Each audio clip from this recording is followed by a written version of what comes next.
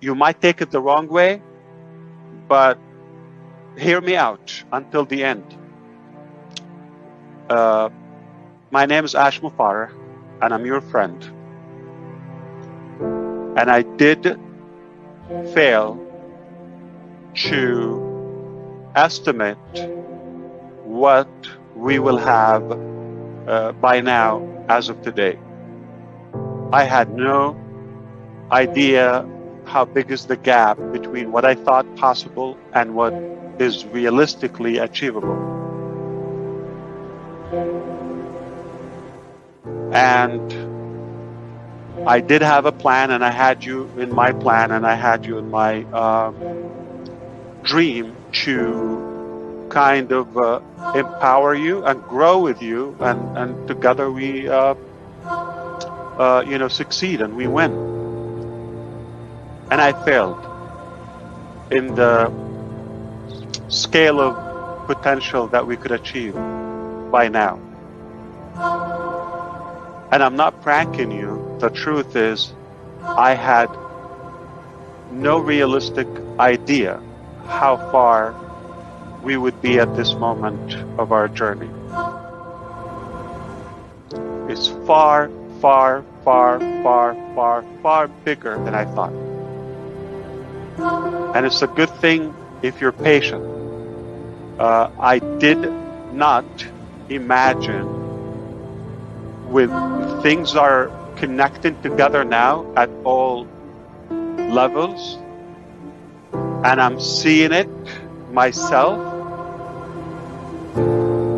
This is not what I envisioned.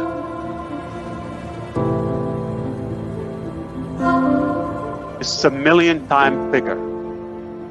It's a million times bigger, and it's unstoppable. What you're just about to discover and realize in these coming short days will probably get you up to speed to where I am now. The way I feel, we're done. And it's based on practicality and reality, not a just wishful fantasy. If you really have to borrow money, let it be $93, or if you're a new affiliate, let it be $200 and get this account activated. Don't borrow money this season or the savings that you have made for children's Christmas stuff. Explain to them that we are paying for better Christmases and better futures. If they don't understand now, they will thank you in future. Thanks, Comfort. I'm grateful, thankful, and blessed. Let's keep planting those seeds and reap what we sow. I told my children and grandchildren not to expect a gift for Christmas. And I'm in Canada. I said, many gifts coming, but not this year. Maybe yes. So keep planting the seeds, blessing others, and all will be well. Thanks, Comfort. Onpassive, by the way, is here to stay. Not only here to stay, it's going to thrive, and it's going to shock you, and it's going to impress you. If you think it's a joke, if you think it's a prank, if you think it's a wishy-washy thing, you are damn wrong, and you are going to be losing that bet, okay? So sorry and so sad if you feel that way. If you feel you know this is something good and positive, you're also wrong, because no matter how good you think it is, it's a lot better, all right? So none of you know what's coming. That's one thing. So I guarantee you're going to be thrilled, you're going to be pleased. If you hate humanity, you're not going to like what we're doing. So our fund has been on hold technically since sometimes in October back in 2023. And I told you, we are going to win. And I said last time, we're down to 3 steps from 50 or so. Don't take it literally. It's just like so many incremental small steps in the way, legality, letters, documents, applications, appeal, this, that, okay, changes, advocates, etc. So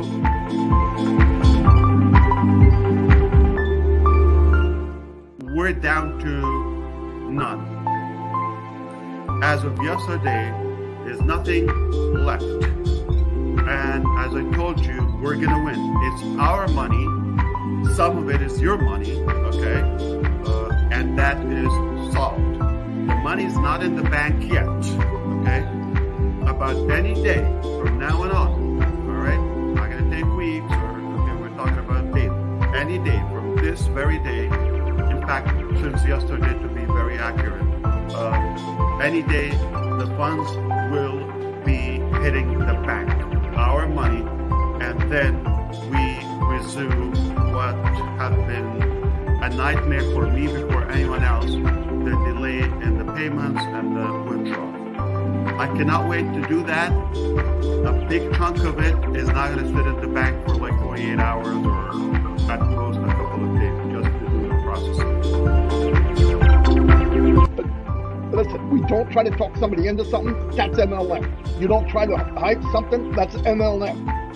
You don't tell them it's an investment because for the love of God, it's not. If it was, I'm not coming to a bunch of people I don't know to invest. I would go get a specialist and invest in gold or something.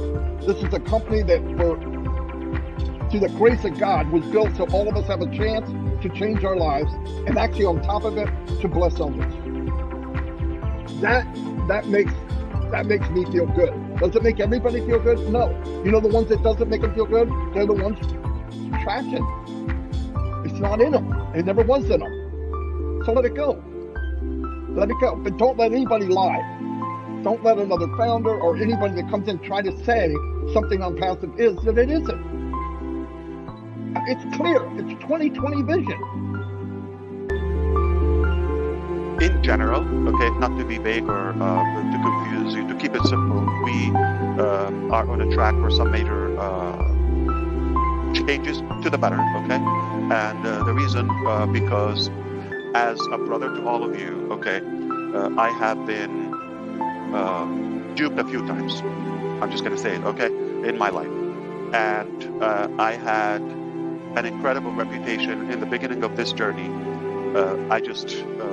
It means a lot to me to be respected and to be truthful to those who I deal with. We got in business. The reasons are from internal, external, doesn't matter. I mean, bad people exist, okay, or bad intentions exist, and that kind of affected us in a negative way. This is all I want to say today, and the rest is yours, okay? I'm gonna say, my name is Ash Mufareh. I have nothing to show to humanity but good and positivity. Nothing, okay? Sadly, I got, ruined in a way, but that's okay. It was for a good reason. I gave a chance. I believed in others, okay? But as of now, I want you to know, all of you, okay? I am in charge. I am going to take control of this. I'm not going to listen to anybody what to fix or what to tell me, and I am going to do it, even the details of the details, when it comes to mechanics, when it comes to production, all of that. I didn't tell you now because I'm going to start today. No, I've been doing it, and I see how things now are on the right track, and with the level, the capacity, the quality that aligns with my vision. My vision was way up, and the production or the progression was totally, almost like, it sounds like a different vision. All right? I don't doubt everybody's effort or intention. You would not have anybody that would dare to tell you this publicly. I'm telling you, things, didn't go to where I wanted to go. Not me. I don't quit.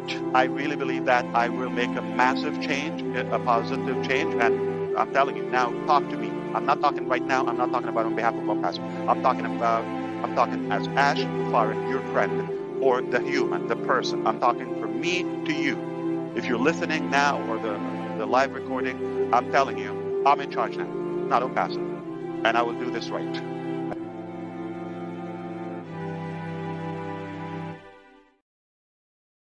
Hello, everyone, and how are you all doing today? I hope that you're all having a wonderful, wonderful Tuesday, and I hope that you all enjoyed your MLM Mondays yesterday. Today we're going to be talking about coercive control as it pertains to cults, more specifically the Onpassive cult, and we are also going to be discussing the life cycle of a cult. And as I go through this today, I do have a few clips, but for the most part, I want you to think back. A lot of you have been on this journey with me, following Onpassive from the beginning. It's been a few years now. A lot of you probably can listen to what I'm talking about during this stream today. Think of Onpassive and think of how they do coercive control, and think about where they might sit in the life cycle of this cult. We have Albs here today. Good to see you. And Wes is here. Yeah, I call that the Three Amigos. Joe's here. Happy to see you, Joe. Violet's here. And she said, my name is Ash Mufareh, and my main purpose is to be a life support system for my ear tank. And then Wes came in and said, has anyone said he's making an ear exit yet? Ha ha ha ha. Yay! There you go, Wes. You did. You said it. You said it. And Sherry is on time. Good. Good to see you, Sherry. And Chris is here. And Jelly Snack is here. And Mordecai is here. Good to see you. You guys knew that Robin was me all along. Right? Mordecai said, he said the truth. It is important for me to be respected. My name is Ash Mufareh. Yes. He kind of let it slip there. I think he does this in hopes for that respect. So I really have put up quite a presentation for today's live stream. So I hope that all of you can bear with me as we go through this together. Because I think it's very important. I cannot just sit out here, and even if I'm playing their live streams and I'm pointing out during their live streams, the manipulation tactics they're using and ways that they're trying to control their community and etc. I think it's also important that we do some streams like this, where I kind of come out here with real definitions, real proof of what this stuff is, and, provide some examples of why I believe Onpassive is not just an MLM or a business opportunity or even a pyramid scheme, but it is, in fact, a cult of personality surrounding Ash Mufareh. Of course. So today we're talking about coercive control as it pertains to cults and the life cycle of a cult. So first, we're just going to quickly define cult. Okay, because some people seem to think that it only has to do with religion. And that's not true. So a cult is a group or movement that, while perhaps outwardly appearing benign or even beneficial, uses psychological manipulation and coercive tactics to control and exploit its members. Cults can take many forms, from religious or spiritual groups to self-improvement seminars, political organizations, or online communities. And I am so happy to announce that finally in the year 2023, online communities were fully accepted into the anti-cult movement, and they were fully accepted as a possibility that they can turn into cults. There was a time where people used to come out here and say, well, how can you be in a cult if you're just on the internet from your own house?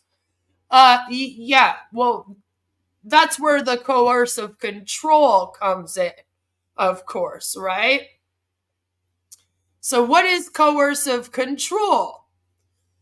Well, Coercive control is a pattern of behaviors that a perpetrator uses to gain control and power over a victim. Help says, anti-cult, I thought I was in a cult by being here. Damn it, you mean I'm not in a cult?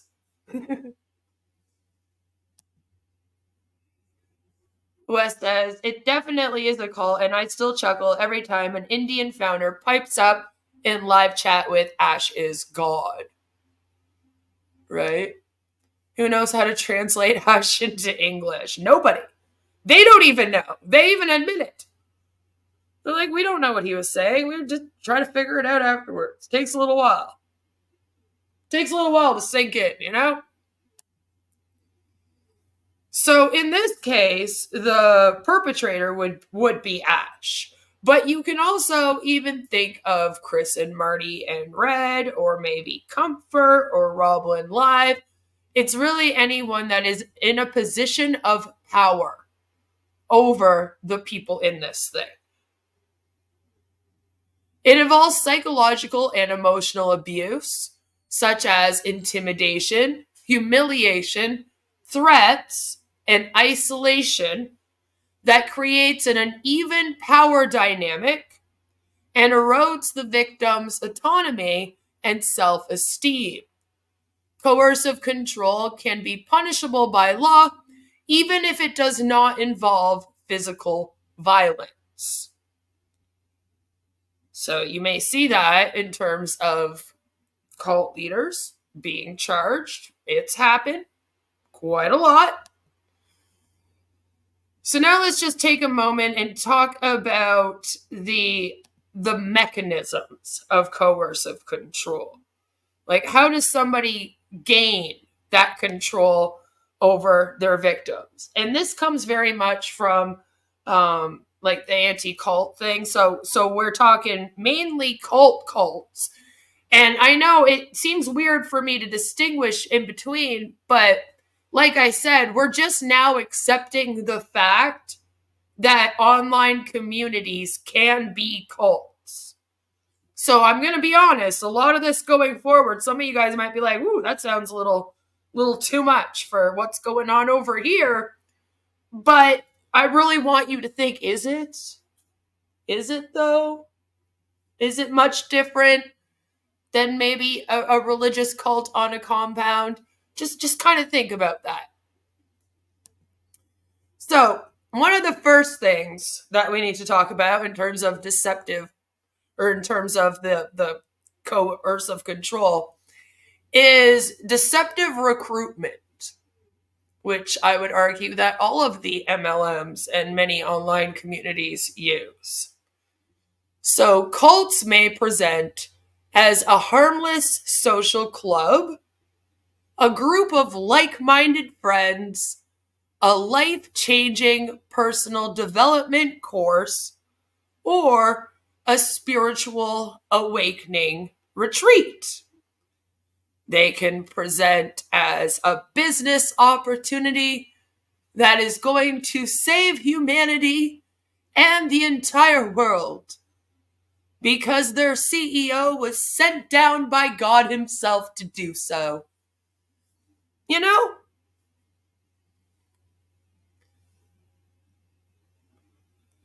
Isolation and controlled socialization. So cults often encourage members to cut ties with the outside world. This isolation and controlled socialization within the group leave members more susceptible to the cult's influence. And yes, that includes when Chris comes out here and goes, Stop going there. But it also includes, and I got this short video from Onpassive's channel, it also includes this video of Marty and Chris. You can tell where somebody's going by the people they surround themselves with. It's a fact. If you're surrounding yourself with the glass is always half empty.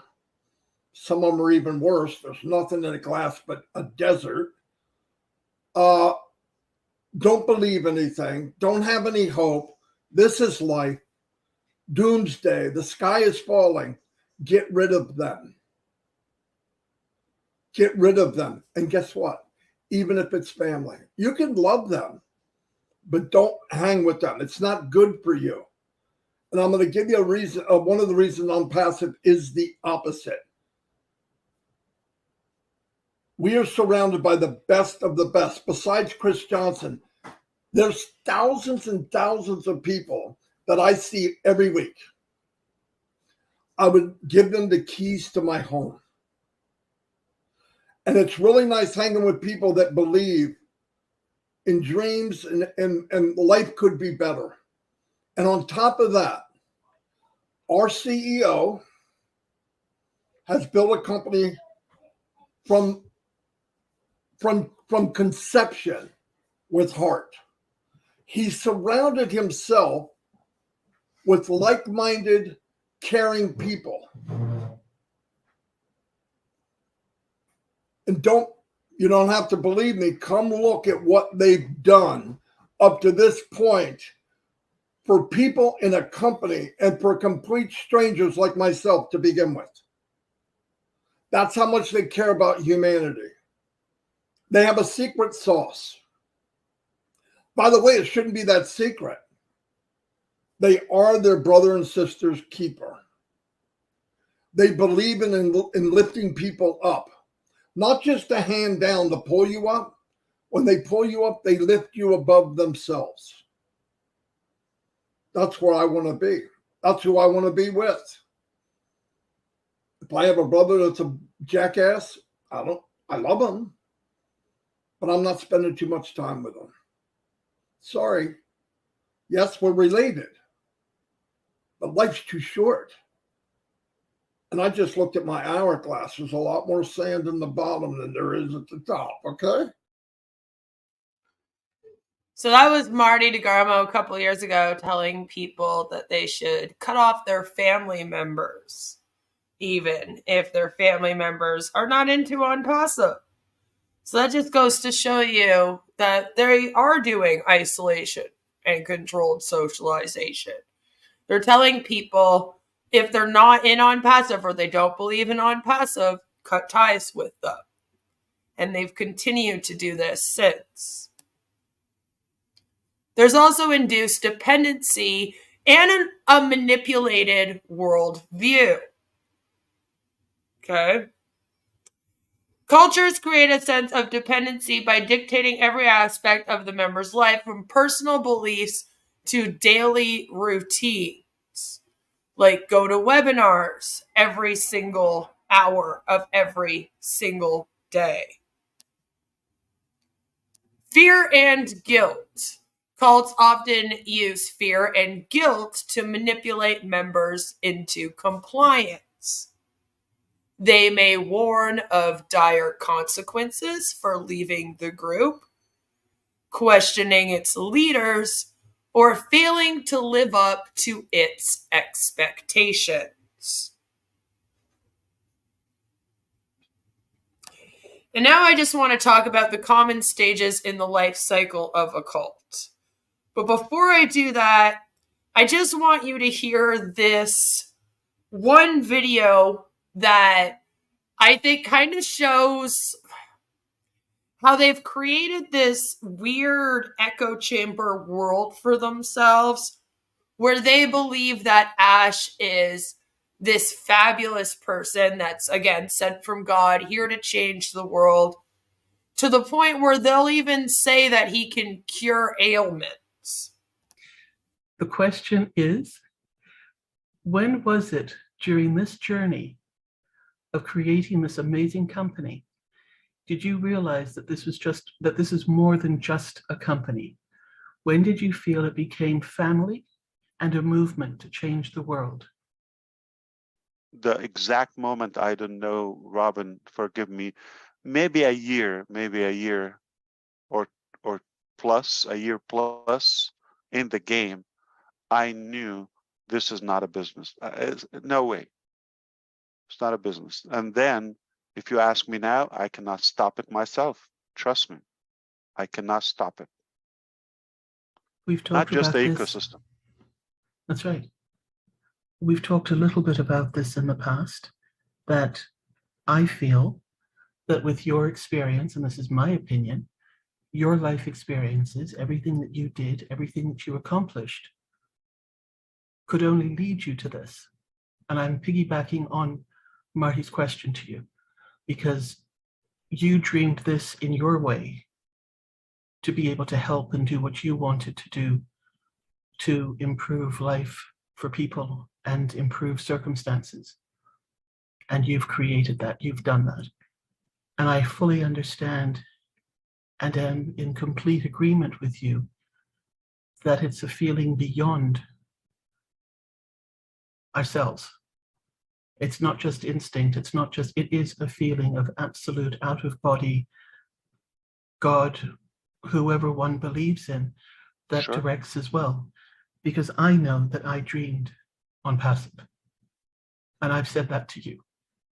And I know that those are the steps that came before I met you because of what I did and what I saw in the world. And it's not by chance that people are in Onpassive with the hearts that they have, and the people that you have obviously attracted to you and to your mission, to your family, to your to your goals of where you want to be and how you want to help others. You are an example to mankind. You are an example to not only the founders in Onpassive, not only to the business world, but you are making a difference even before any finances have crossed over, any exchanges have occurred. You have made differences in people's lives and how you have even built this and approached this foundation. And I don't believe there's anybody else who could have done this other than you. Thank you so much. I can tell you this, it's not just spiritual to me, it's factual. There are numerous of people I already know that because of the help of our vision, they were able to have children. I don't think we made children, but we were the vehicle or the instrument to facilitate that, and we're blessed with that. People who recovered their sight or vision, it's miraculous, I'm telling you. So don't consider money. Money is a tool, but it's probably a test sometimes. I do believe the evidences. I wish I can tell you all the things that have happened because of our hopefully good doing as a group so far, and we love to do that every day. We did change many lives completely, physically, literally, and that is a factual thing. That's not just a spiritual belief. It's just kind of creepy there how they talk about how this is an out of body experience, how it's so much more than this a business. Like, this is supposed to be an MLM company that helps you run your MLM business with technology. What are we talking about out of body experiences for and saving the world? You know what I mean? Alp says, if it's true that you attract like, then Ash attracts old failed MLMers with no clue how money works, not IT geniuses. Right? What did Ash do? Lay his hands on someone to help a couple have children?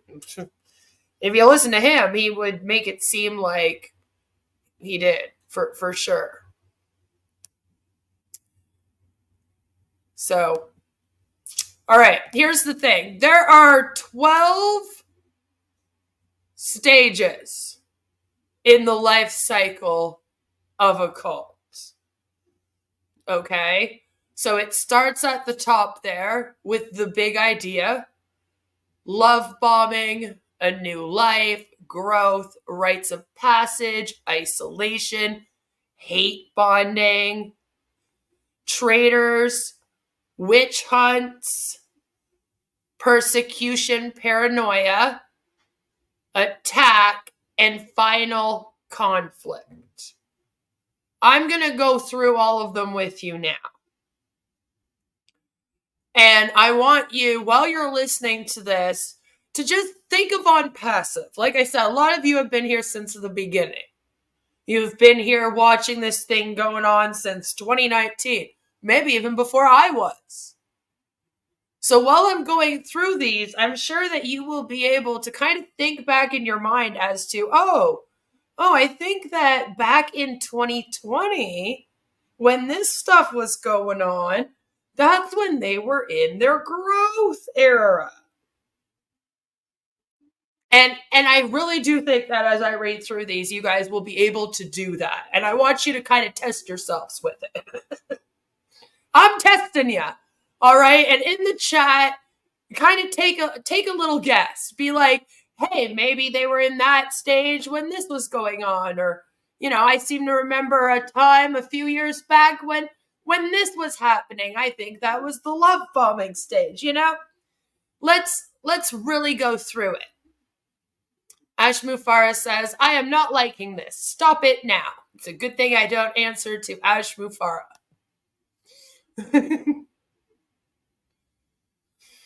You just watched Ash's impromptu 360. The sheep are growing restless. Interesting. Oh my God, a quiz. No, I'm not quizzing you. Don't worry, I wouldn't do that to you. But I just have a feeling that as I'm going through each one of these 12 stages in the life cycle of a cult, that you are going to have memories. And you're going to be like, oh my God, I totally know when it was in this stage. I remember this stage. I think it will be a fun exercise. So the first one, the big idea. So a leader or leaders, because it could be more than one. All right. Cults, it used to be thought that cults were just one leader preaching and then everyone like bowing down to the leader, But with this day and age now here with the internet and stuff, more and more it's becoming like a group of people. Like 2 or 3 people, or like the head person and then their handful of top affiliates. Like David Miscavige and then Tom Cruise. You know what I'm saying? It's a few people that get looked up to in the cult, And then we have people coming in saying, the global great godfather, Mr. Ash Mufareh. Well, I'm doing a stream about how it's a cult. It's very, very fun. So it can be more than one leader, but they propose a new transcendent idea that promises a panacea solution. So the solution for every single thing. For you financially, for you personally, emotionally, everything. Spiritually. A panacea solution for alienated and vulnerable people. This big idea promises to solve all problems, to end loneliness, isolation, and a sense of personal failure.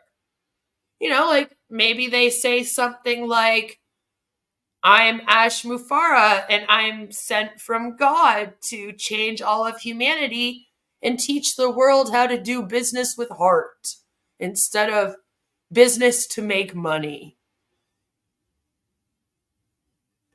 There is usually a charismatic leader or a single text with its own coded language that spreads the big idea. Sometimes it's both.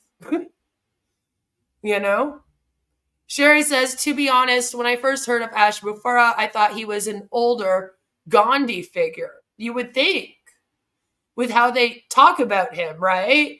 And then you kind of see who he is, and you're like, this is the guy? This guy? This guy is the guy that's running this call, okay? Weird. I wasn't expecting this guy, but okay. You know? A correction to the corruption, one might say. There's one thing that doesn't fit. Ash has no charisma. Right? These psychology classes, oh my. You think I'm doing a psychology class right now? I'm flattered. They're not going to make any difference. Stop gaining audience in the name of Onpassive. I gain audience in the name of speaking out against scams. So if you want me to do that, then Onpassive would have to not be a scam. So Ash said he was sent by the Almighty, so he's not God like those silly founders think.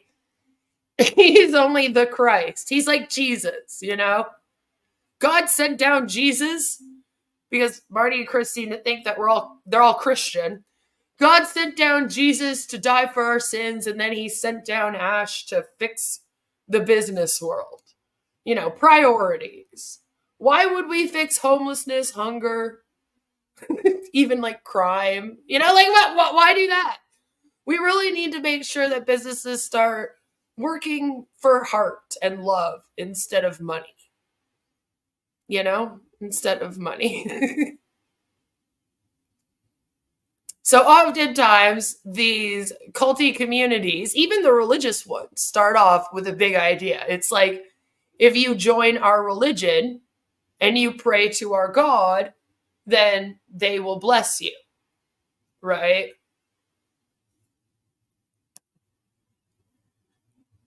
The second stage, is that what it is? Stages? Eras? I don't really know what to call these. The second stage is love bombing. So cult leaders and early devotees recruit from the wider population through love bombing, which is basically just when they tell you how fabulous you are and that they love you. Oh my God, you're so amazing. I just love you so much. You're so fabulous. You're such a great person. I'm so honored to know you, you know, and it seems like a lot. And you're like, whoa, what's up with this person? They're love bombing you and promising a new start, you know, a hope for a future of love, belonging, and salvation within a living community of people who all believe in the big idea. Hi, Takara. Good to see you.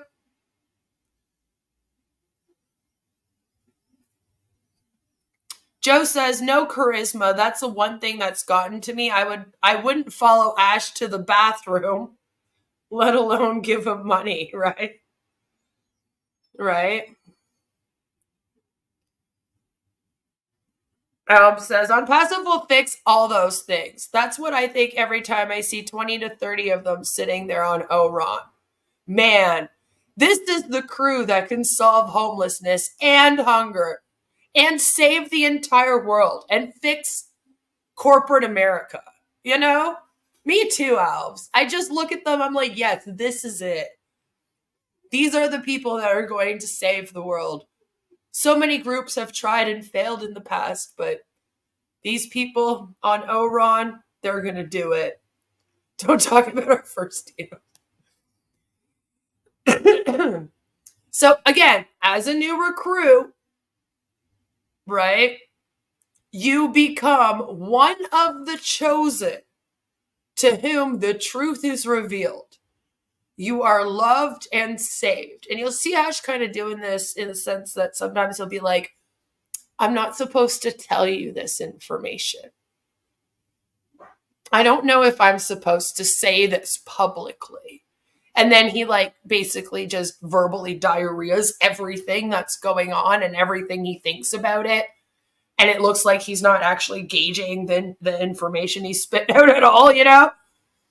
That's what that is. He's trying to make them feel like they're special. They're now privy to insider information. You know? It's like you're in a secret club. Save the world at 11 p.m. on a Friday night, right? Right? Like, it's like, especially when they go live. Takara says, so today's impromptu 360 was very strange. Like, it sounded like exit scam language, but part of me wonders if it's Ash starting a new scam. It's totally making my head hurt trying to understand. And everyone feels the same way. Even the people in Onpassive feel that way.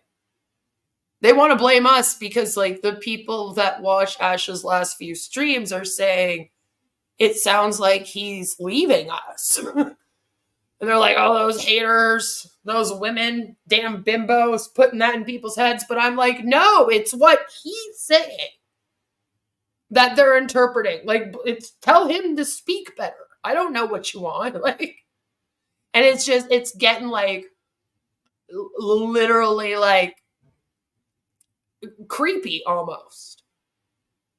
It really does sound like he's doing an exit scheme right now. You know?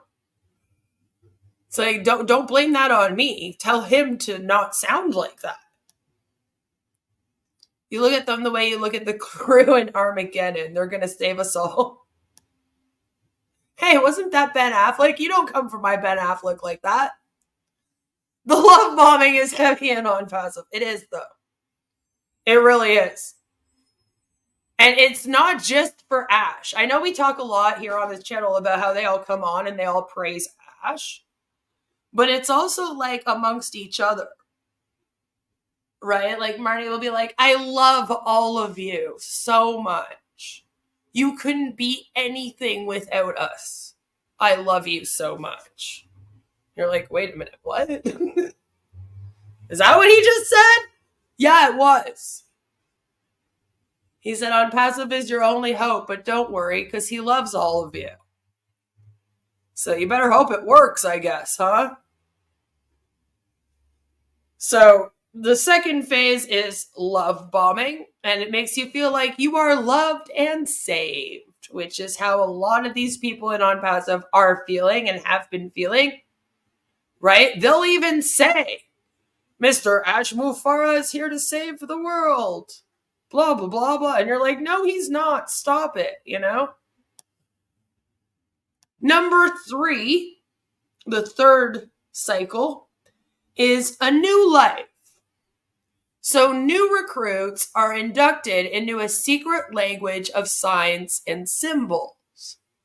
They're encouraged to identify as victims of the world outside and are promised a rebirth, a new body or identity within this life or an afterlife.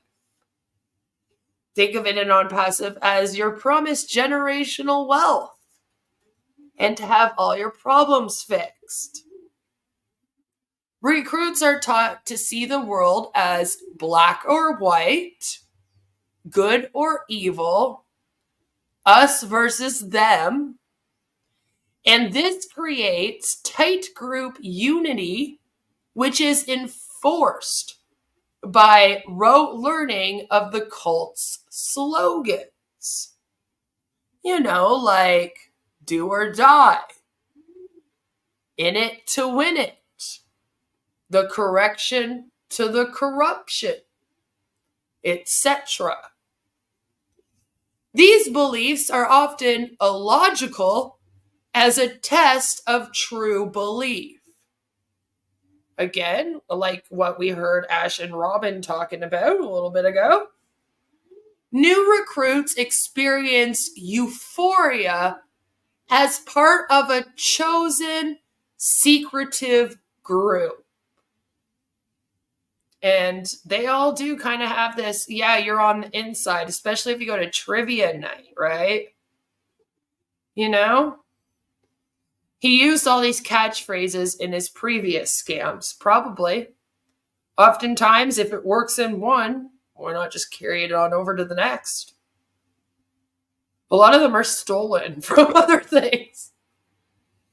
Catmo, yep. Catmo is basically Dianetics. Oh, yeah. You could argue that actually pretty well. Although instead of it being like you're doing things to quote unquote better yourself for that, It's just targeted traffic doing it on your behalf, you know? That works. Hello, Mr. Level. Good to see you. So I'm just going to play another little teeny tiny video for you that just gives you kind of a little bit of an insight into like their secret little club. I've definitely got an echo. I got to figure this out. All right, there's Bruce Gerstein. Bruce, cousin Brucey. How you doing, buddy? And then we have Shalom, brother. Christy Azan says, I guess we'd like to hear John Barilla's version of the Ash Restaurant song of Rob, LOL. Oh, there you go. You want to do it? Well, if I have this terrible echo, let's see if I can do it without bothering my ears with the. I'm getting this echo. But anyway, I could try. Okay. You can get anything that you want at Ash Mufareh restaurant. Yeah, you can get anything that you want at Ash Mufareh restaurant.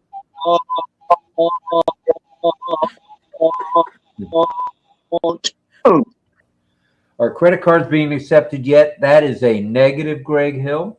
No credit cards, no debit cards, and even no crypto at the moment. So they're tweaking it all. It'll all come online hopefully within the 2-week period that Ash mentioned. Maybe a week for crypto, another week to get the bank withdrawals and credit cards going. Yeah, so even amongst bank withdrawals and credit cards not happening, and that was at the very beginning before, people even knew about a merchant, they were still celebrating and happy and kind of in their own little world, right? Yes, I see it now. Cult stuff. Barilla is chanting in the Antichrist. This is all a weird, sick ritual. I mean, it kind of is. Billion-dollar business that can't accept real money. I mean, even right now. And that video I took was over a year ago. Scam Passive posted that video I just played for you over a year ago. That one's from a while ago.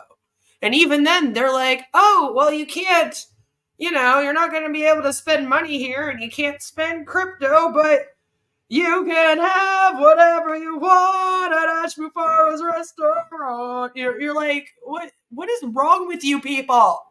This is what's wrong. All right? It's the coercive control that they have. Ash Mufareh says, I love crypto.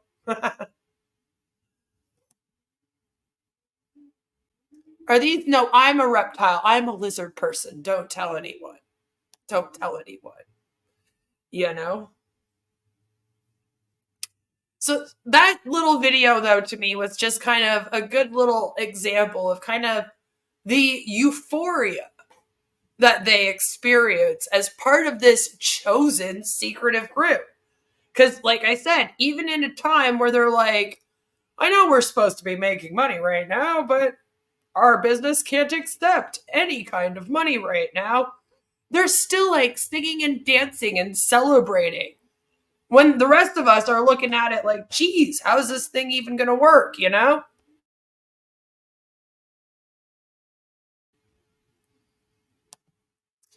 It's bizarre. The next one is growth. As new recruits move into greater commitment, the cult enters the expansion phase and looks outwards. The new task is to recruit ever more people. Love bombing and promising a new life are used on outsiders. And the young and needy are targeted. Sometimes the old and needy are targeted. The cult expands rapidly with its promises of future rewards, be they spiritual, sexual, like in the case of Nexium, and several other ones out there, or political. Mantras and slogans replace all individual thought and offer collective oneness.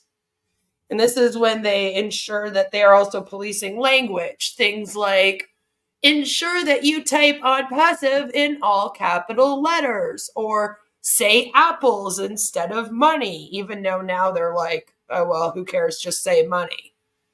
You know?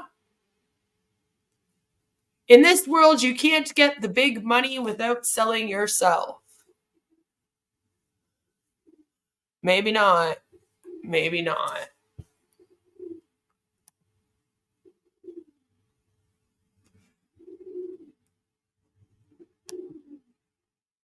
The next is rites of passage. Okay? Allegiance is sworn through acts, such as renouncing your own family, past life, and past name. New members are separated from all past support systems and become dependent on the cult. You don't need family. You don't need friends. Your family is here. We're your support system. And I'd say that Onpassive has been doing this for a long time. Right? Growth like my waistline? No, Joe. Don't worry. Bring in 5 and they bring in their 5. It's wealth multiplication. Right? Right? New members are tested by having to transform their identity, body, language, and even sexual behaviors. They must don the robes and declare to the world that I am no longer who I was. I am now part of Group X. And this is one of those ones where I'm sure you guys are like, okay, Queen, they're not really doing that, but they kind of are. Do you remember when they were doing the videos where they were coming out and they were saying, I've downloaded OConnect. I am no longer using the other internet. I am only using Onpassive. I don't need Facebook anymore. I have ONet. That's an example of this. Change of language again, like I said, replacing the word money with apples, ensuring that you write Onpassive in all capital letters, being okay with having Ash hit on you if you're a woman, being racist towards you, being, all kinds of things, just being wrong, just saying gross things and that to you, flirting. Ash flirts a lot with the women in this. And you'll notice that even if they look crazy, crazy uncomfortable, they still don't really say anything. Right? Like they don't really speak up about it. Some of them are like, ooh, I like it. If there's hula hoop Susie over there, then you're definitely not saying anything because then you like it. But you can see some of the other people when he does it with them, they look uncomfortable. Right? And instead of robes, think of it as their backgrounds. Okay? They are transforming their identity in these webinars, just maybe not to the point of this. But all of these things are kind of slightly happening. It's instead of having your own house in your background, use the Onpassive backgrounds. And then they'll all have the exact same background on the webinar, right? And that's kind of their version of the robes, of donning the robes, is having the same background, if you will, right? And Ash doesn't flirt with the hotter women. Are there hot women? Sorry, I didn't mean that. That was rude. I'll believe you, Chris. As mine says, I don't mind the flirting. Weigh your bathroom breaks, Ash 2023. I mean, well, there you go. Number 6 is isolation. The cult becomes too large to control and has to prevent influences from the outside world from weakening its power over members. The leaders ban acts of individual free will. The cult isolates its members from the world beyond, depicting the outside as corrupt. Corrupt is a major word used. It's always used. And that's kind of why as soon as he started with his whole "we're the correction to the corruption" thing, Queen went, uh-oh, we're going to have to keep an eye on that. That's not good. We're starting that already? Jesus. So depicting the outside as corrupt, evil, and violent. Only caring about money. Not caring about people. Completely corrupt. This increases the bonding as members start to see themselves as threatened victims. Language control and growing paranoia make questioning the cult impossible. And as you're watching this go down, that's when you're seeing people not be able to ask questions at webinars. You're not allowed to say, like, hey, where are my commissions, for example? You know? So this is when people are kind of indoctrinated already into knowing that they can't ask questions or go against what the group is doing in any way. You know? Mantras and slogans silence doubts and dissent. Like, don't worry, we're the correction to the corruption. We're in it to win it, you know? Internal repression grows. The free will of trying to make payment 30 times a day. Yeah, that, right? And see, that's a crazy, weird cult tactic to use. Because when everyone was paying for OConnect, they all basically had to be plugged into Onpassive all day long and then just constantly trying to pay. And it's a very weird way to control them. You know? I hope so, Violet. That's what I'm doing it for. So that's also a cult tactic of keeping people, like the whole FOMO thing. It also has to do with keeping people at the edge of their seat the whole time, really wanting to get in on something, be a part of that in group. You had to get the OConnect to do it. You could only pay in a window that was like 2 minutes long, if you were lucky, if you pressed the button at the right time. I mean, talk about the biggest FOMO of all time. You know, it's very similar to other MLMs when they have their little flash sales and then things sell out in 2 minutes. And they know that they can do it because people will be at the edge of their seat waiting, having it count down, you know. They'll log in 5 hours early and just sit there and wait for the sale. All of that is manipulation tactics. Correction to the corruption, my ass, Next Level says. And if they needed to buy multiple accounts, they could not do it in quick succession, or it would alert your bank. Yeah, and don't worry about those bank alerts, you know? Don't listen to your bank. And don't listen to your Gmail when they say that the email's not secure from OMail.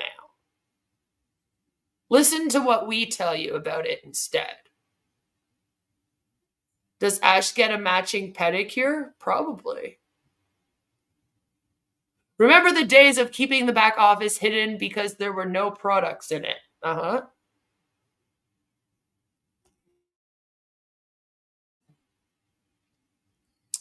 You guys are arguing over if Jean, Aliva, or Janet are the hottest one in Onpassive. Interesting. Interesting. Hot or not take. He has to pay extra because he has hooves. That's what Violet says in terms of the pedicure. Number 7 is hate bonding. And unfortunately, this is the one where people like me kind of come in. And this is a hard place to be in when you're somebody that speaks out about these businesses and these cults. And I think it's really important that we take a minute and have a real conversation about that. Because it's impossible to not play into this. And I think right now, especially, we're experiencing this. To me, we've hit this at least in the life cycle of Onpassive. And as I go over this one, I do want to talk about, you know, kind of some of the issues with it and how those of us that speak out about MLMs and cults and stuff kind of play into this, how it's kind of impossible to not play into it, and how we can sort of lessen our role in this area. But first, just a message from our sponsors. Today's video is brought to you by... Do you have a berserker demon? You may think that's a strange question, but I've dealt with berserker demons. What's a berserker? The word describes ancient Nordic warriors who fought with uncontrollable rage. This is where we get the expression, he was so angry, he went berserk. In the days of Vikings, berserkers would enter a trance before battle to get supernatural strength. They fought with a frenzy. Sound like someone you know? As we say, they lose it. Explosive anger can come from frustration, feeling disrespected, trauma, mental and hormonal issues, and drugs, but uncontrollable rage can be demonic.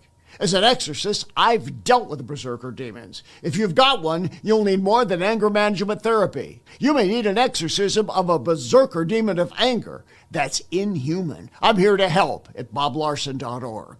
Whoa, looks like you got a bit of a tangle in your dangle. Did you know that more than 8 out of 10 hose owners die each year? Not anymore. Hey, turn me on and watch my hose get huge. My mom always told me I was a grower, not a shower, and boy was she right. And if you squeeze me in the right spot, all my raging fluids will come flying out of me, and instantly I'll retract to my small, natural, convenient size. Amazing! Oh, yep. Shout outs to all my flowers and growers out there. And just like a real snake, it can contract and expand like an accordion. You know, we really wanted to name it the Snake Hose, but that's the title of a gay porno. I mean, I've never seen it, but Lizard's close enough. This is my next door neighbor, Sharon. She didn't know I was filming her. She also didn't know I had my hose in my hand, too. If your hose weighs more than 15 pounds, I feel sorry for you. You see, women prefer light, dainty, petite hoses. You don't want to be walking around with a big honking nanner. Oh, Sharon. Whoa, watch the whoa, don't get it caught on the thing. You just whoa. Hey, buddy, watch where you're going. You don't want to end up like that guy, still using a standard hose, not going anywhere, and he's fucking bald. Fuck! Look at my hose, people. Oh, yeah, it's growing fast, and it's not kinking up anytime soon. Now, I don't know who lives here, but it's time to wake up. Behold, the full length and girth of my hose and its full potential. Hey, can't you see I'm filming a commercial here, you fucking asshole? Wah! Take that, fuckboy. No one fucks with my hose. The Lizard hose is about $30. You get 25 feet. That's like, just a little bit more than $1 per foot. Nah, fuck it, we'll give you 2. That's 50 feet. Get fucked. Come on, touch it.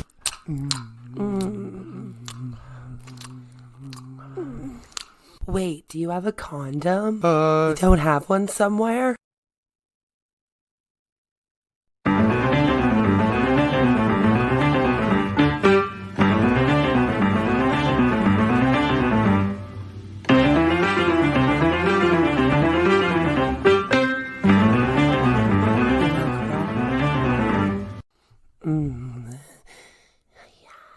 Yes.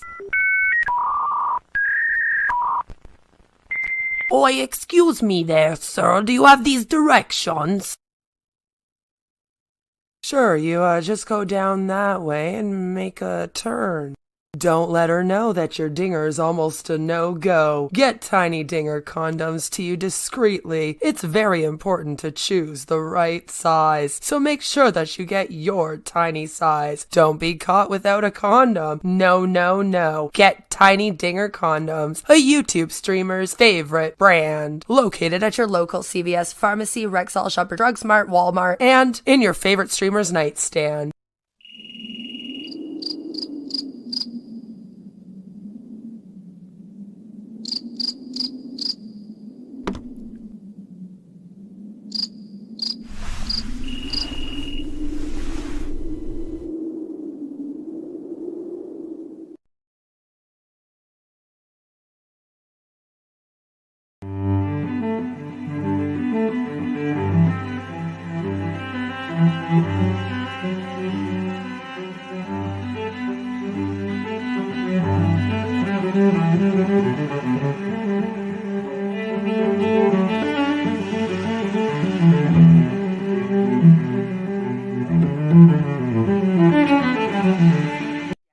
We get it. You're into feet, and not many girls are also into feet, but you finally found your dream woman. We got your souls covered now. Brought to you by the same people who brought to you Tiny Dinger condoms, trademarked, a YouTube streamer's favorite brand, and the same people who brought to you sexual endorphin spray, trademarked. We have now created the foot fetish Fantasia spray. When you're rubbing on her toes, take a deep breath in and smell the sweet aromas of the toilet bowl, the tire shop, dead flowers, and your nana's perfume. After all, it will turn you on more than just her pinky toe will. This little piggy has been to the market and grabbed themselves a bottle of the foot fetish Fantasia spray, trademarked. It made it so much easier to wake to my ex-girlfriend's feet after she posted up her beach trip vacay photos. Grab your bottle now and make that nasty foot fragrance vanish just like a ghost. Located at CVS Pharmacy, Shoppers Drug Mart, Rexall, Walmart, Kmart, Chaz R Us, and in your favorite foot fetishist nightstand. Are you getting upset with people's freedom of speech and consumer protection laws that allow the public to speak out about your scam? Are you giving YouTube creators false strikes in order to continue preying on vulnerable people? Is it getting hard to hold it in? Hold in all the bullshit? Well, introducing Tiny Digger Diapers, the adult diaper designed for the man baby deep down inside who's always on the way to the top where his ears will pop. With our FlexiFit technology, Tiny Digger Diapers moves with you whenever you sit on your chair, sit in your RV, sit on a boat, or sit in your home office paid for by the people you scam. The Secure Lock Core offers unmatched absorption for when you're full of shit, which is most likely all the time. These diapers keep you dry and comfortable so you can attend all 500 hours of webinars this week and not miss your chance to sign up a homeless man to your scam. Maybe he also needs the diapers, huh? Brought to you by the same people who brought to you Tiny Digger condoms and Fantasia foot spray. Buy Tiny Digger diapers today. Located at Shoppers Drug Mart, Rexall, Walmart, Target, your local CVS pharmacy, and in your favorite con artist nightstand. No matter where your day takes you from webinar to webinar, you will always be dry and you won't have to cry. Thank you for listening to a message from today's sponsor. Yes, thank you. And just before we get back to this, we just need a little bit of a... Stop going there. All right, that's better. That's better. So, the 7th step of the life cycle of a cult is hate bonding. And it says, the cult reaches its size limit and problems arise from failures in its plan for all. You know, failures such as maybe your merchant doesn't work out. You know, like that would be considered quite the failure. Do we want another one? Stop going there. Going there. There we go. There we go. The us versus them. Yes, very much so. They really, really get into that, right?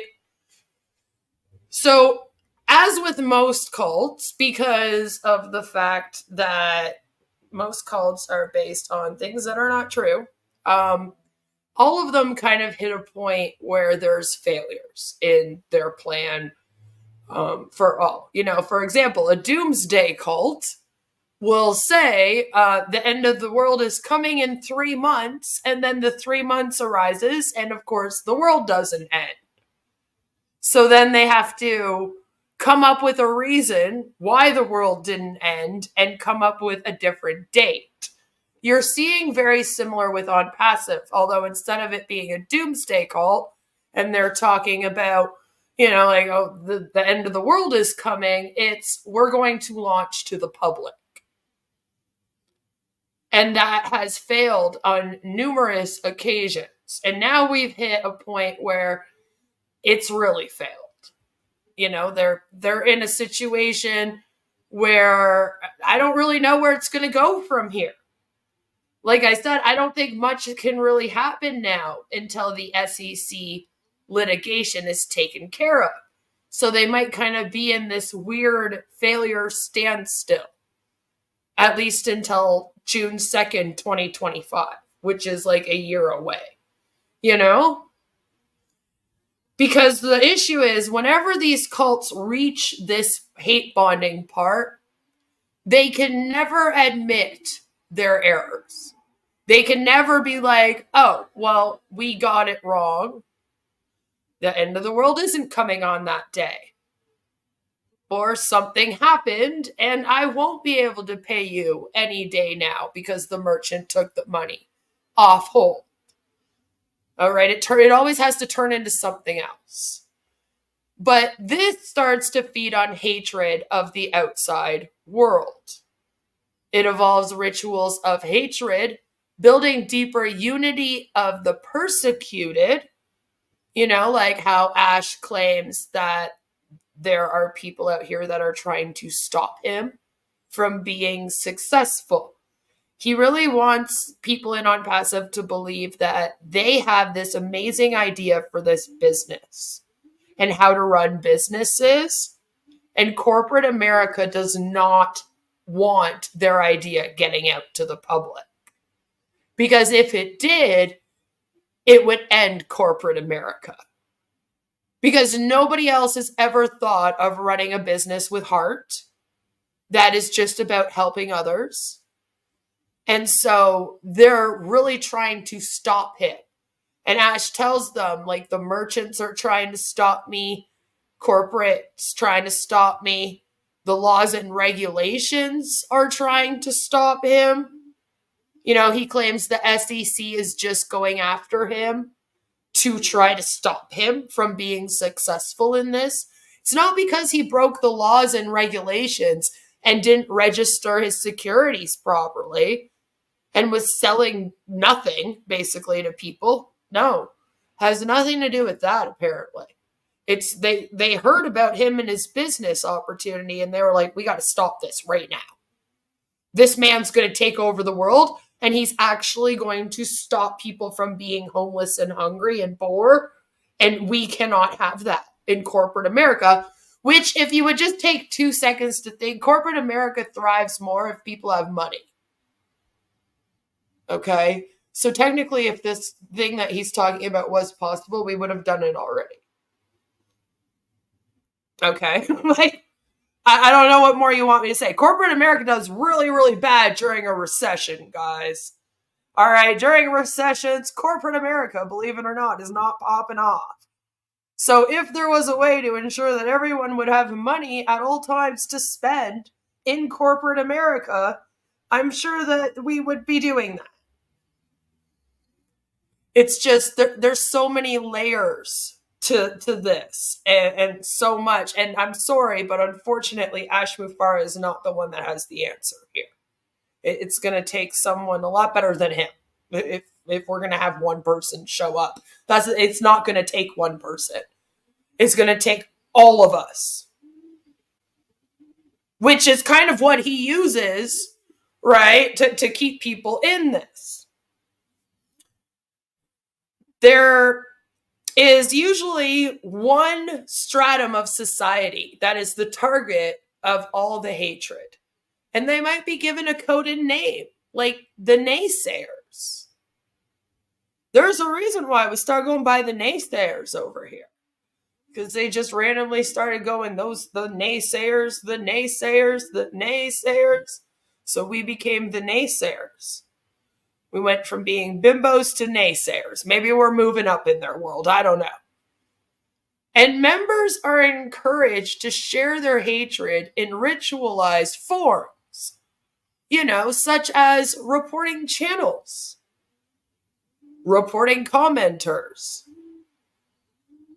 And right now, if you guys watched the video that I released yesterday, you're going to hear Marty and Chris telling people to report us and report all of the people in the chat. Even if you're in Onpassive right now and you go in their chat and you ask when you're getting your commissions, they're going to assume that you're one of us and they're going to block you. Like, that's how paranoid they've become over there. Naysingers, hey. Yeah, they're going to kill Ash because he cured cancer. I'll always be a bimbo to you. That's so sweet, Chris. So, they're being encouraged. They're being encouraged.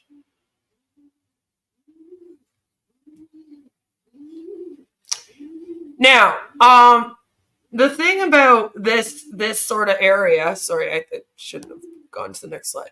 The thing about this is that, unfortunately, if you become the target of their hatred, if you're somebody that's speaking out about them, and you become the target of their hatred, it does help feed into the cult. Okay, so it's really hard to be somebody that speaks out about cults and to know that this is a life cycle that they go through, and to know that you're eventually going to be used to kind of help indoctrinate people further into the cults, And that's why sometimes you'll hear me say things like, I'm going to lay off on Marty and Chris for a couple days. All right. It's because maybe we've hit a pivotal point where they are really, really using me and my content and the fact that I'm talking about this cult to tell their members, and you're only safe over here with us. And those people are bad. They're trying to lie about us and they're trying to do this. And then that kind of feeds into this more. So it's a constant battle between what do we speak out about and how do we stick up for ourselves out here? And how do we do it in a way that maybe doesn't play into the hate bonding as much? Because you'll get used constantly for that. And it's like, sometimes, you gotta step back a little bit. Because it's like, damn, if I respond to that right now in this second, they're going to have a perfect opportunity to play victim. And to tell the people in this group that they're being victimized by us. Instead of us being here to help them. Because we're not a part of us versus them mentality. We're not even haters. We're really just consumer advocates. And you're doing things wrong. You're going against the laws. You're going against the regulations. You're out here lying. You're doing false advertising. You're not doing anything that you claim you're going to do. Or it's still going. You're not even really selling products or recruiting anyone. So you're just sitting around in a cult.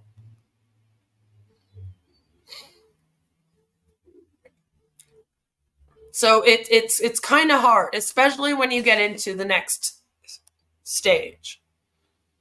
Number 8 is traders. And I worry about this one a bit. Afraid of the growing hate culture, some members question the leaders, but they are thrown out or made to do penance. The contraction phase begins and leads to a clampdown on any freedoms within the cult.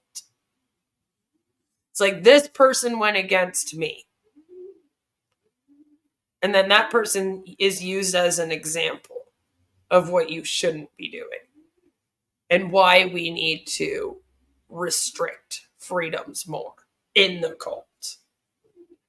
You know, like, we really got to start signing NDAs because people left and now they're talking to the naysayers. That kind of thing, right?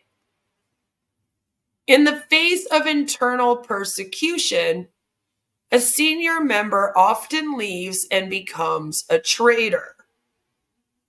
Who do you think that would be? If it was one of the top people, who do you guys think would be the first one to leave? Out of like Julie, Comfort, Marty, Chris, Robin, Red, you know, the top people. Tell me in the comments if you're watching this on the replay crew. And you guys in the chat, who do you think would be the first one that would possibly be a traitor? I know a lot of you guys alluded that you thought Red might be recently, so I'm wondering if you're still thinking that or if you have a different perspective. Joe says, report him all you want. He has a lot of accounts. Good luck, Charty. Yes, Joe is calling them Charty now. Chris and Marty, because they can't do anything without each other. Joe released a video. Go and check it out. Joe, feel free to link it in the chat. Focused hate on a naysayer. Yep. And to the point where, like I said, you could be someone in Onpassive. And you could be in their chat saying, when am I getting my commissions? And they'll just all of a sudden snap on you like you're one of us immediately. They don't even take a second to be like, this could be somebody just asking about commissions because we told them any day now. You know? Chris says, well, I do actually hate Ash, Red, Marty, and Chris. And Jean Oliva, because she blocks you every time that you post something. In the chat, yeah. Yeah, she's pretty block happy, huh? I think she's modding a lot of them now. Wes says, plot twist. Collins becomes the traitor. That would be interesting. I wonder how that would go, huh? Red, you still think Red?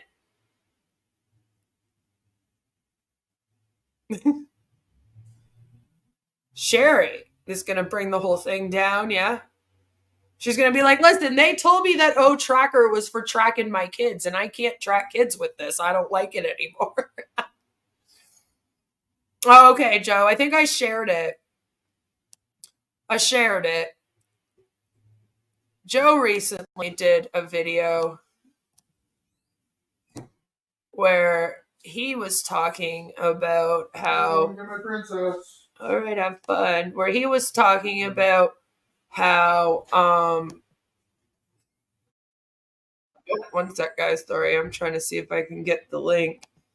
Where he was talking about how they said to go and report you guys. So Joe wanted to do a little video to discuss how he is often in their chat and the comments that he makes. Here it is. I got it, Joe. I got it. Hopefully that shows up. If you click on that link, then you'll get to Joe's video. So you can go and subscribe to Joe. He does not really post many videos, but he does post a video every once in a while. And it was an interesting video. Highly recommend. Chris says, I think Red realized Ash was giving an exit speech last week and was thinking about moving to a new scam. Interesting. Interesting. Violet says, I think Collins might be able to be saved and rehabilitated. He hasn't been around as much as he once was, so maybe. Scam Chan says, amazing how a CEO can give control over his company like he wasn't serious for the last 5 years, right? And they're just like, that's cool, dude. That's cool. Well, we accept it. See, and that's the thing about this coercive control is we're way past the point where they feel like they can push back. Like I keep saying it, but it's the only like way I can really express the way that this is. It's literally like Ash could come in, murder their whole family in front of them, and they would just be like, thanks, Ash, are we still getting our commission soon? Like oh well, you know, like it's ridiculous. You know?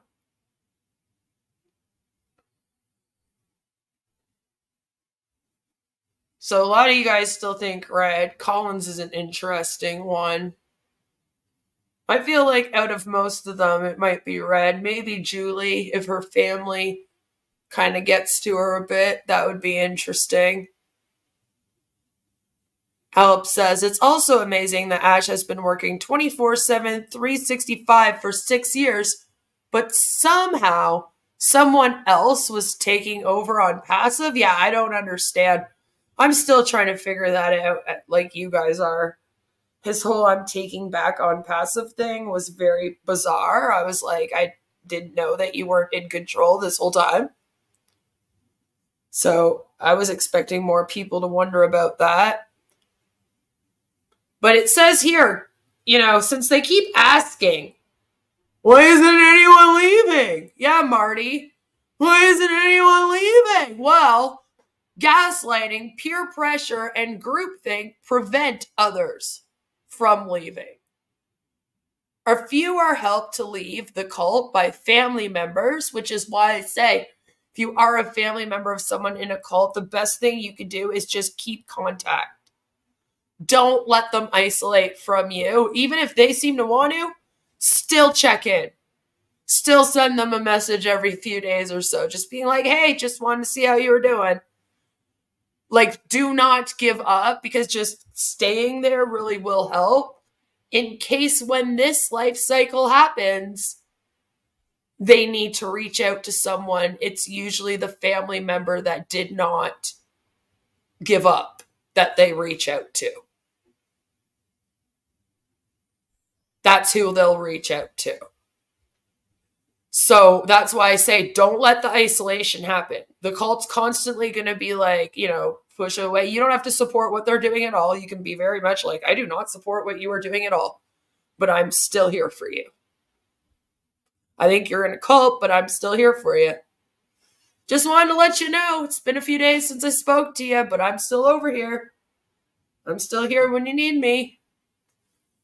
Just keep doing that. It's the only thing you can do. That's the best thing you can do.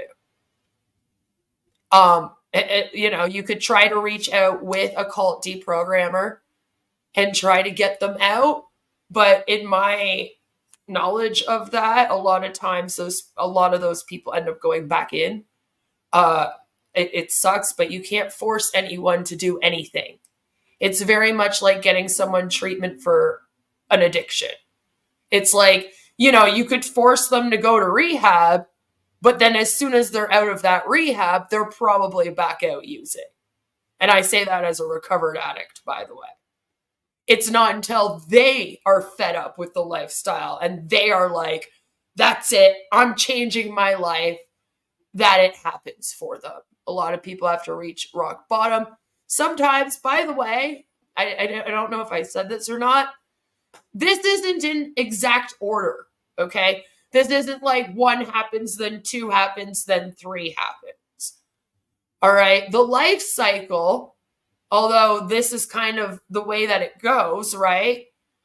From 1 to 12, it can kind of jump around a bit. So it can go 1, 2, 3, 4, 5, 6, 1, 2, 3, 4, 5, 6, 4, 8, 3, 6, 9. And then do it over again. You know what I'm saying? No, I didn't, Albs. Jesus Christ, I didn't. No, I'm saying, though, that that's what happens. You have to hit your rock bottom on your own, no matter what it is, when you're in that situation. And you have to be the one that wants change. You can never force people to change themselves. No matter what you try to do to someone, you're not going to be able to. I also say that as a social service worker. Sometimes there was clients where you just had to be like, whatever resources I hook this person up with, they're not going to fucking call them. And all I can do is just keep trying to hook them up with them. You know, like, but until they want the help, what do you do? And then they end up back in the hospital or something. And you're like, well, here we go again. You know, it's kind of the way that it goes. And the same is said for people that are in cults. Until they are ready to leave themselves because they have had enough of this. Oftentimes it's when they hit this part, because especially if it's someone in power that leaves, you know, once one person leaves, it kind of helps open the floodgates for the rest of them. You know, I was hoping that this would happen when Marina left. I was hoping that this would happen when Dr. Soha left. I was kind of like, are we heading into this area already? Okay, let's go. But I'm not really sure if we've fully reached this one yet. I don't know. Some of you might not agree with me. Some of you might be like, I feel like we're past this one. All I'd ask is, tell me why. I want to hear. But you can't really force people out of the cult, but you can help them out when they are ready to go. You know? And that's why it says here, such acts only fuel the cult's conviction that it is under attack. Again, you have to be very careful because it's like, if you speak out about it, again, they're going to use you. And they're going to say, those haters, those naysayers, those people speaking out about us that don't care about you, those people are bad people. And, we're just big victims of all these people that are trying to stop us from saving the world, you know? Red's doing a premiere stream of the Impromptu 360 now. Interesting. You think it will be Mike Ellis or Red Violet?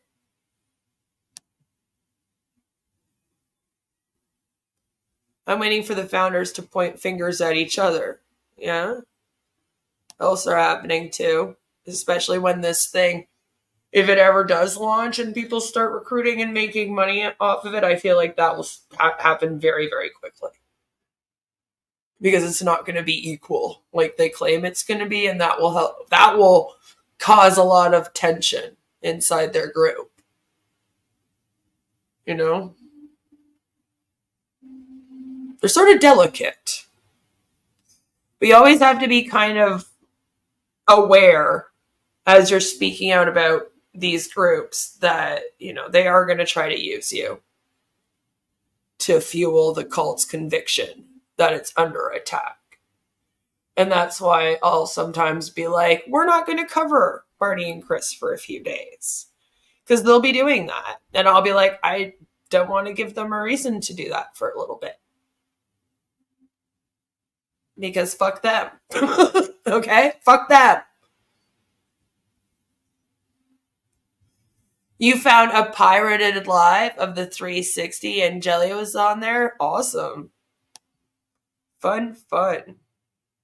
Onpassive math with the regular signups from the massive traffic. Yeah.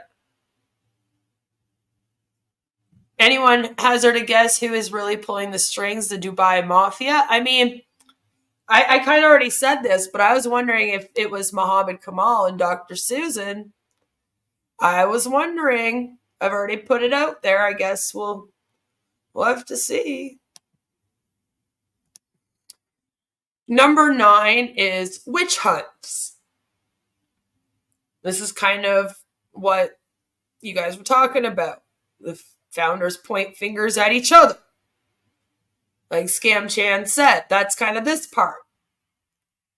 So witch hunts is when internal trials within the cult weed out all potential traitors. We're seeing this a little bit when I say that you guys will be in the chat asking when there's commissions, and then sometimes it's someone that isn't one of our people that goes in there and says something like, Ash said money was coming off hold, where's my money? And then Chris and them will be like, oh, that's a troll. Get that troll out of here. And I'm like, that's not actually one of our trolls. That's actually someone in your fucking company. Maybe you should answer their question. And it's because they're doing the paranoia thing. They've been doing it for a little while now. I think we can all agree that we have at least entered some of this part, right? So that's what's going on. And I'd argue it's a little bit of this too, where they're starting the witch hunts. They're starting that, and Marty's done a couple speeches out here very, very recently where he's talked about how he's been pissed off at someone during trivia night that pissed him off and he thought they were against him for a bit. And then also, about people that are saying lies, saying things that Ash didn't say. They weren't only talking about us. They're also talking about other founders. So it's a little, it's starting. So doubters are shamed into falsely accusing others.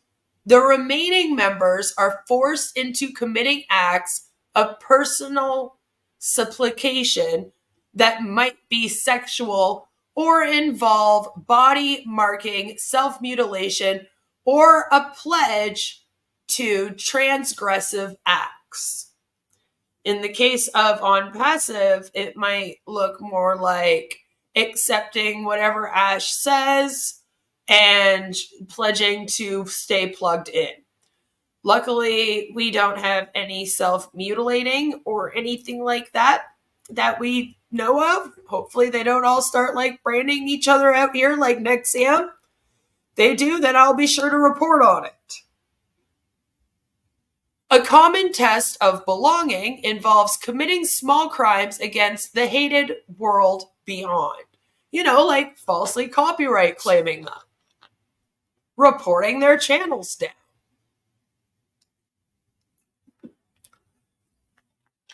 Once a member commits an illegal act, the cult has evidence it can use to blackmail that member into compliance. This is abusive trauma bonding. Onpassive has an NDA that they forced everyone to sign that has the OES, the Onpassive ecosystem. And so because of that, that's what's used to ensure that members comply.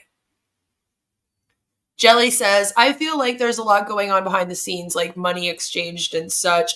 A lot of us do wonder if a lot of the main LCs are getting paid something more behind the scenes other than AdSense. Because of the blind loyalty seems like... Sometimes with the way that Marty and Chris talk about how they've never made money until now, it comes off like they've already made a lot of money in this. You know what I mean? And you're like, are you just saying that because you're doing the MLM fake it before you make it thing? Or are you saying that because you get money?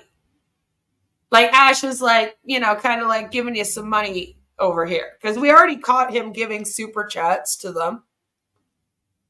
Up to thousands and thousands of dollars in super chats. He was coming in dropping $200 to someone in one shot. So it wouldn't be weird to wonder, is there money being exchanged behind the scenes that we don't know about and that the Oath founders are not supposed to know about? Another thing I want to say about, in this one's especially, if you stop honking out there, would you? Jesus. It's like school pickup time, not time to drive like a maniac. Lord. Sorry. Fuck you too, car. But seriously, the thing about the abusive trauma bonding that I just want to bring up is there's a lot of people in Onpassive that have been promised a lot of things like water filtration systems and help with their community because their communities are not well off. That can also count as abusive trauma bonding. Because, you know, a lot of them are in need. And so when you prey on a community in need, it's a lot easier to do that trauma bonding with them. And I feel like that might be part of the reason why that's who they chose to prey on, because we know it's not money. So a lot of you have been saying, well, what is it then? It's because they're easy to get this coercive control over, because they are in traumatic areas where there might be a lot of war, famine, natural disasters, etc. So the trauma bonding is something that comes very, very easily. Chris says, I wonder if the LCs are getting paid now since Ash announced he was duped again, like Ash is out of money. Ash hasn't paid Hyderabad employees in 6 months, and he lost the Singapore office. Apparently, yes. Because Joe says, the Singapore office was just a rent-a-desk, not too much money. No. I believe the only real office is the Hyderabad. I'm not even sure about the Dubai in the Burj. Like, I'm really not. Just because he listed off 2 floors and then he took 1 floor away. And like, so there's still a lot of iffiness with that. So that might have been similar to a rented desk as well. I'm not so sure, but if there are 2 offices, it would be Hyderabad and the Burj. But like I said, the Burj is kind of up for debate. So we've only seen the Hyderabad, the inside of the Hyderabad office. That's the only one that we've seen. Whenever you see employees in Onpassive, that's where they are. It has the green walls, you know. You'll recognize it when you see it. Once you see it a few times, you know, you recognize it. So the rest of them, we don't know what they look like, you know? Next level says, people are definitely being bought in Dubai, and they could be. And that would be more Muhammad Kamal and Dr. Susan doing that in Dubai. They're the ones that are going to all these meetings, which is why when you guys say who was in control, I say, was it them? I don't know. That's the only thing that would really make sense, to tell you the truth, is if he brought them in, gave them control, and now he didn't like what they were doing or something. I don't know. I guess we'll have to find out. Maybe, you know, one of them will leave and they'll start the witch hunt, and then we'll find out. Number 10 is persecution paranoia.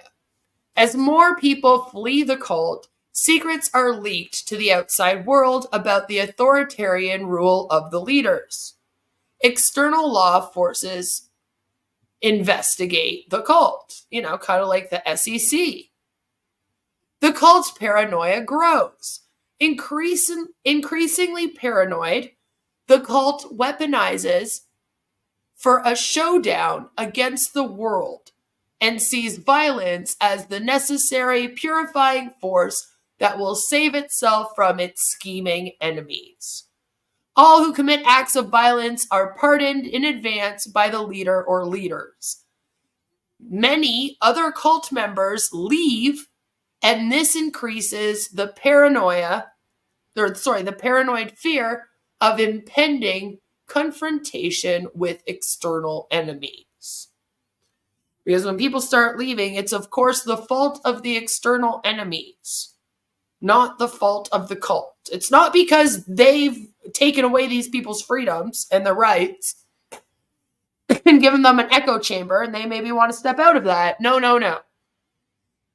And again, this is why you have to kind of be careful. Be careful. It can lead to violence. Number 11 is attack. Often, a respected member of the cult is accused, tortured, or even killed. Look at Scientology, David Miscavige's wife. And the secret, scapegoating, becomes the new form of group cohesion. Cult members are forbidden to leave, and terror is whipped up about an imminent attack from external enemies, imagined or real. Allegiance to the cult is now proven by striking back against the outside world. After an attack, the collective fear of being destroyed by the external enemy takes over. I fear we might be entering a little bit of this. I don't know what Ash has planned coming, but when he was talking, all I could think of was this. Joe says, no. Always use tiny dinger condoms. I wonder how that person is who wanted to unalive themselves because of Onpassive. I hope they're doing okay.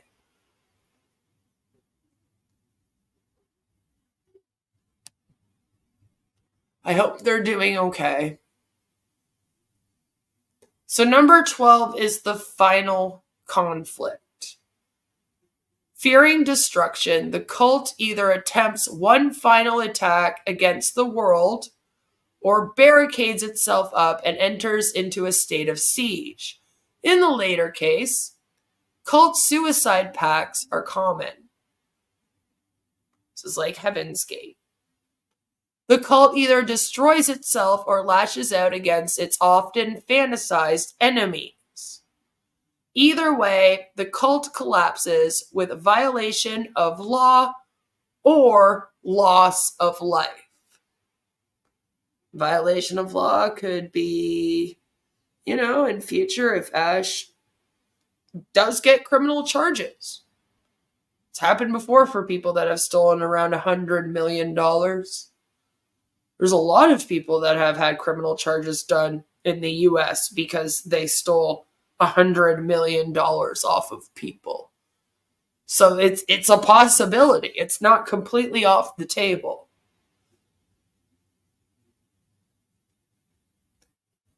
Once a person is inducted into the early stages of a cult, it is very hard to help them get back out again due to the emotional manipulations that cults employ and the vulnerabilities they exploit. No cult actually believes that it is a cult. Many often laugh that people call them such. If that's a cult, call me Reverend Jim Jones, okay? Let's go to Guyana, all right? No joke. Just saying, So early identification of cult behavior in any religious movement, self-help group, identity group, YouTube community, or political movement is essential in helping recruits escape from their grasp. The best way is to educate yourself always. Be as educated as you are, because you would be surprised how many cults are out here, even just on these YouTube streets. Recognizing the signs that someone may be involved in a cult, all right? These are the signs. So if you know somebody in Onpassive, Mark B and Ella, when you're watching this later on, think of your friend. Is this something that they're experiencing? Think of the people in Onpassive and how they've changed. Because if you look at who Marty and Chris and all of them were in 2020, and you look at who they are today, they're not the same person. I'm hoping in future we're going to do some streams where we're going to be comparing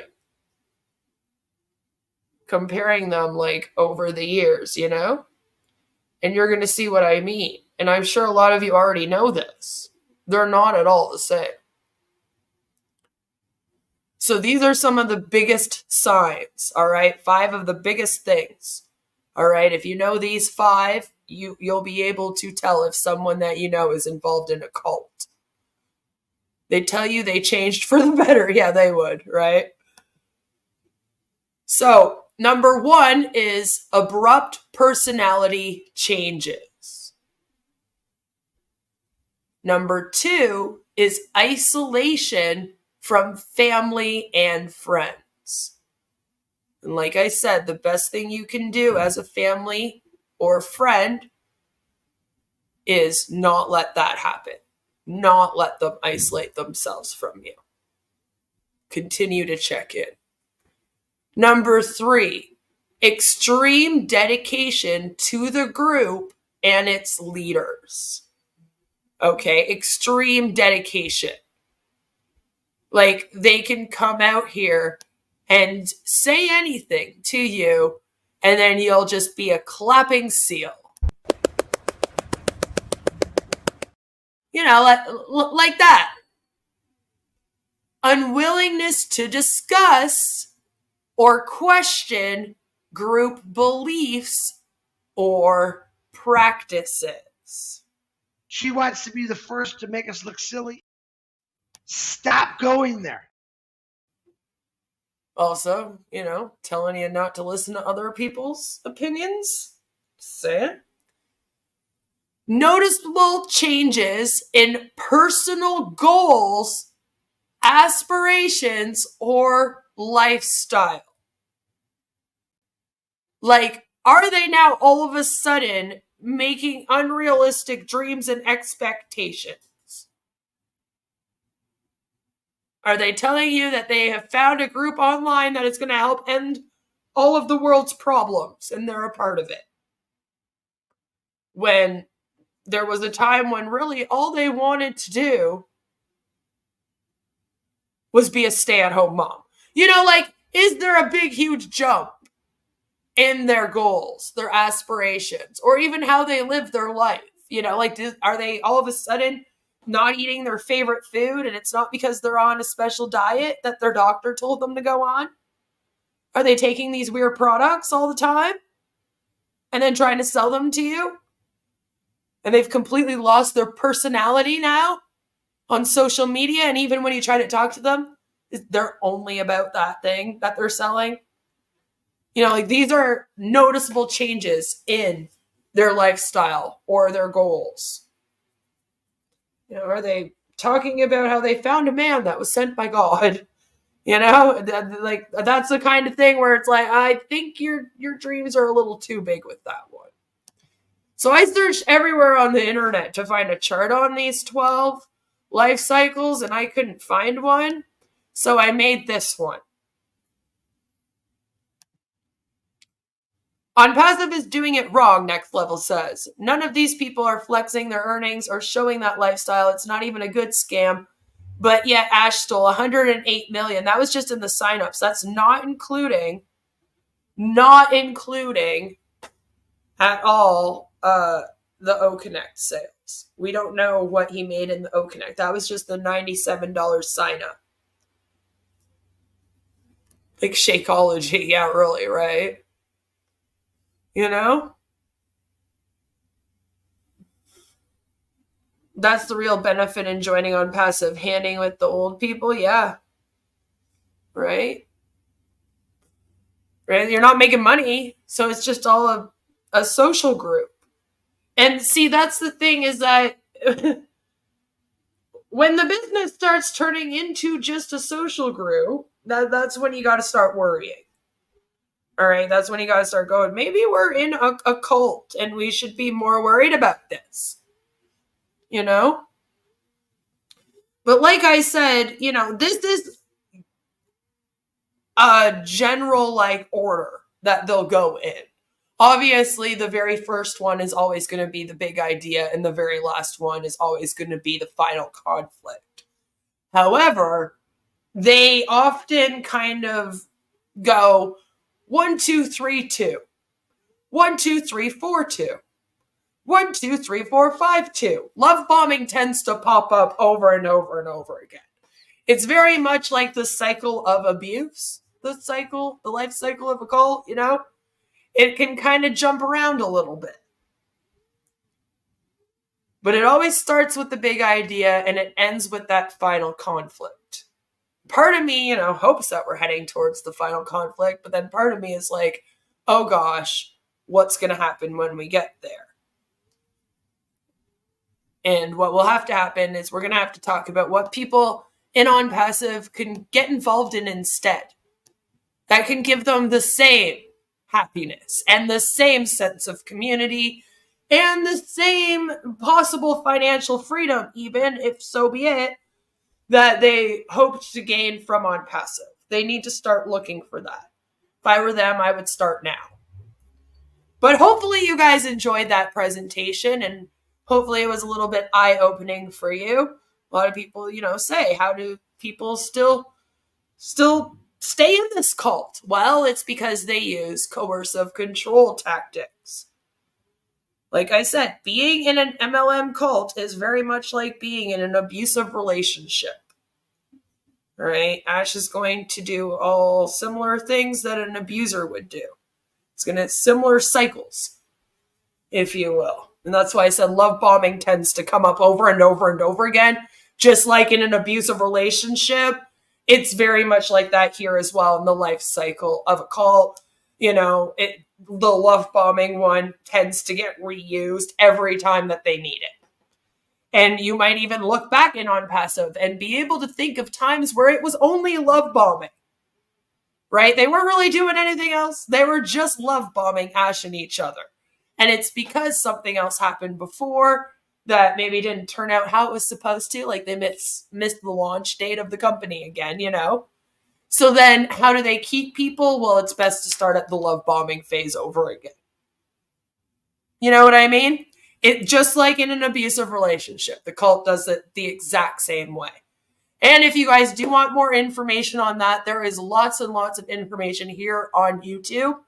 All you have to do is type in coercive control. You can hear all kinds of doctors, actual doctors and actual psychologists. I'm just went to college for 2 years at St. Lawrence College in Kingston and graduated social service worker girl. So if you want to be like, sure, queen, cool presentation and all, but where do I hear this from a professional? Go and look up coercive control and the life cycle of a cult here on YouTube, and you will be able to find information where there will be doctors and psychologists and the sorts talking about this. And I highly recommend, checking it out. Go check out some of it. The more you know about these things, no, not Kingston, Jamaica, Kingston, Ontario. It's just a little bit outside of Toronto. Like 2 hours from Toronto. It's in between Toronto and Ottawa, kind of. Not really, but sort of. So yeah. Hopefully now you guys know fully what to look for in these cults. Based on several of the presentations I've done, like this one on the Onpassive cult. I hope that you are learning all about cults and how to kind of see one forming. I feel like Onpassive is a very good example. I haven't seen as good of an example of a cult forming since Love Has Won had Amy Carlson streaming on YouTube all the time. And I've said it before, I'll say it again. If you ever wanted a lesson in how to create a cult, this is it. And they use all of this coercive control, and that's why there's not people fighting back right now. That's why people are just sitting there accepting this. I know it's very frustrating, but we just got to keep going as the naysayers over here. If they can keep going, then we can keep going and covering it and trying to hold these people accountable. Thank you so much for being here with me today. I love all of you. Have a fabulous, fabulous rest of your day. I have a couple of videos coming out. I have a busy couple of weeks ahead since next week is my birthday and husband's birthday as well. So I don't know when I will be streaming next, but I promise I will probably see you guys Friday. I'm thinking of doing a Friday with the Sayers of Nay again. But there are videos coming out over the next few days on Onpassive, so look for those, and I'll see you all then. Love you all. Mwah. Bye. We're in it to win it. My name is Ash Mufareh, and I'm your friend.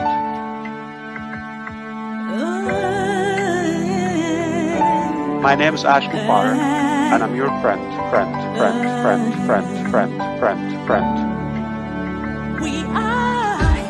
I'm Mike Ellis, by the way.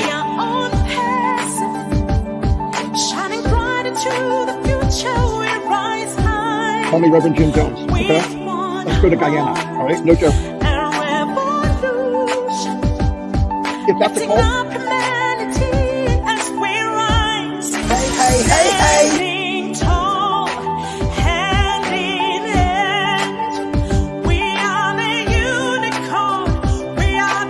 And I'm your friend.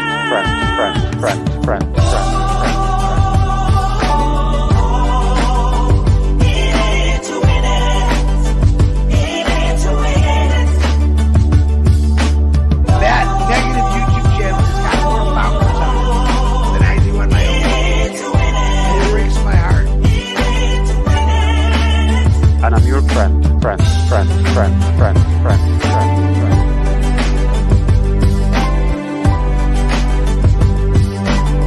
My name is Ash Mufareh.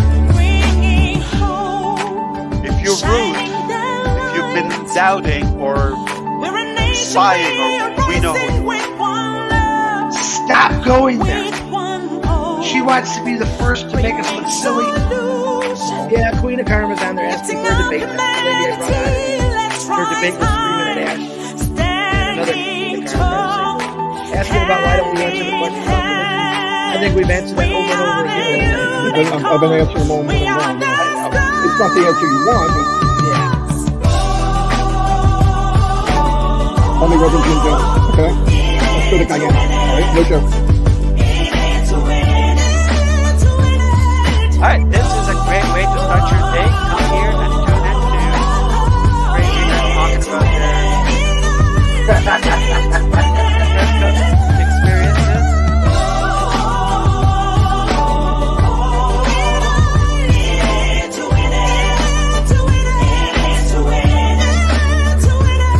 My name is Ash Mufareh, and I'm your friend.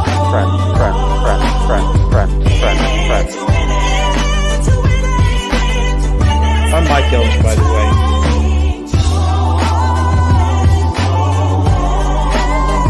Thanks for coming, everyone. Have a wonderful day.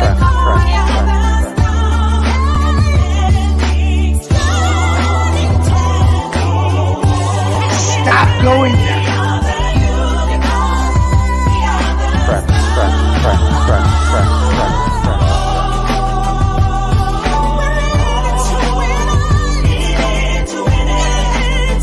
That negative YouTube channel has got more followers on it than I do on my own YouTube channel. And it breaks my heart. And I'm your friend.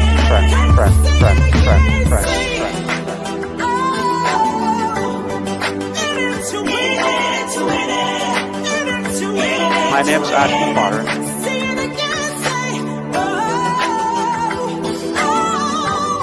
Stop going there. Yeah, Queen of Karma's on there. My name is Ash Mufareh, and I'm your friend.